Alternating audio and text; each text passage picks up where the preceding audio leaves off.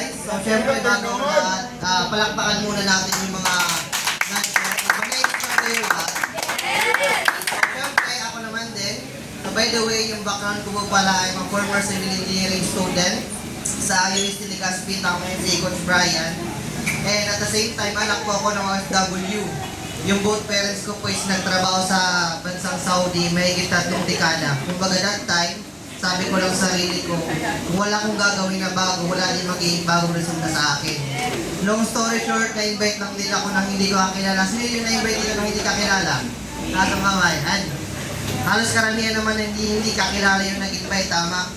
So that time, makwento ko lang din, nabigyan lang din ako ng flyers sa Ayala. Nag-attend lang din ako sa ganitong event, sa seminar. Nakinig lang din ako that time. Pagkatapos ng seminar, isa lang yung nasabi ko.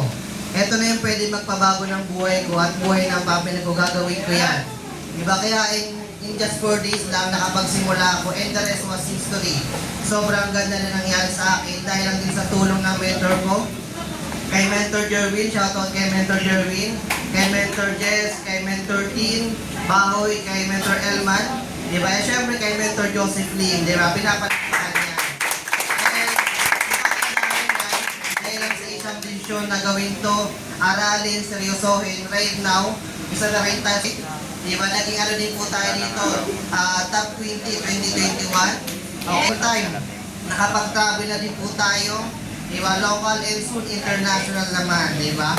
Na yung kalandaan yan, this month din po, kumita na din ako ng 86,000 pesos. Hindi ko po tapos yung buwan. Diba? Talapos natin yung 6 figures din.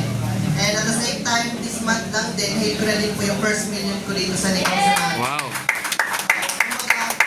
Sabi ko lang din sa sarili ko, kung may nakagawa ng una, iba na kaya nila, kaya ko din yan. Nagtiwala lang din ako, ginalingan ko lang din, sinipagan ko lang din, and right now, diba, sino mag-aakala na isa na rin tayo sa mga nag-inspire.